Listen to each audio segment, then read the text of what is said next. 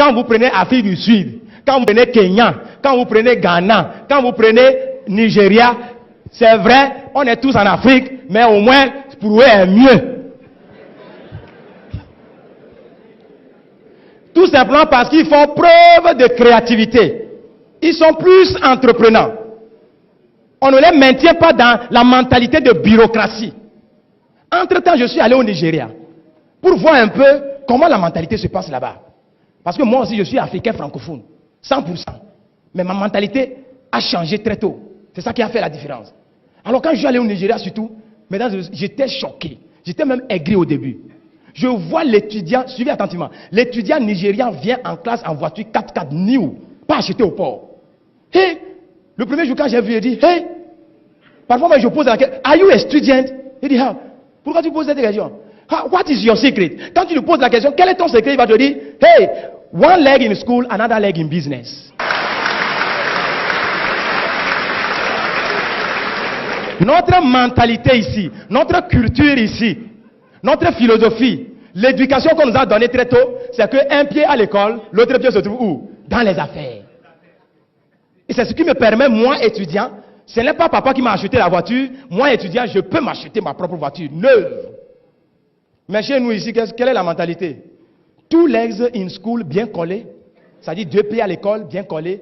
À la fin des études, les two legs reviennent aussi à la maison, bien collés à la maison. On regarde la télévision, on mange, on insulte les parents, on insulte les présidents. On croit que c'est eux qui ont fait quelque chose. Maintenant, l'anglophone, quand il a fini ses études, étant donné que l'habitude est une seconde nature, s'il cherche l'emploi et il trouve cet emploi, il le fait très bien. Parce qu'il se dit, ça c'est ma contribution en tant que fonctionnaire pour le développement de ma nation. Il le fait très bien. S'il est ingénieur en informatique, ingénieur en cours, il le fait très bien. Mais il fait toujours one leg in office, another leg in business. C'est ce qui lui permet de ne pas faire trop de prêts et construire sa maison, acheter sa voiture, s'occuper de ses enfants sans avoir les soucis financiers. Mais revenons chez nous, en Afrique francophone. Quand on a écrit j'ai l'honneur plus de 1000 fois, personne n'a répondu. Le jour où on gagne ce boulot, praise the Lord. Alléluia. Two legs in office, bien collés in office.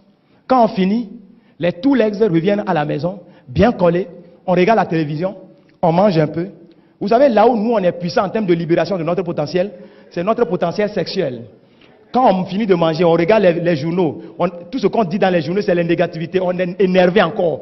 On va se coucher, on libère son potentiel sexuel sur la femme. Nos femmes en Afrique francophone sont tellement fécondes, elles attrapent rapidement, elles fabriquent beaucoup d'enfants. Et quand on fabrique beaucoup d'enfants, les conséquences, c'est que les charges s'augmentent. Quand les charges s'augmentent, le matin, on se réveille, on est énervé, on court, on va au bureau, on revient le soir, on regarde la télévision, on mange un peu. Quand on est stressé, le seul endroit où on peut libérer son stress, c'est sur la femme. On libère encore, la femme attrape, on fabrique encore plus d'enfants, on va au bureau, on revient le soir, on regarde la télévision, on mange un peu, on libère encore, la femme attrape. Au lieu de dire un peu non, les femmes aussi attrapent seulement.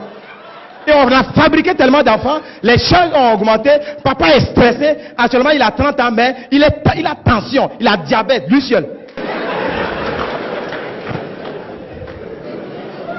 C'est ça l'Afrique francophone, mesdames et messieurs.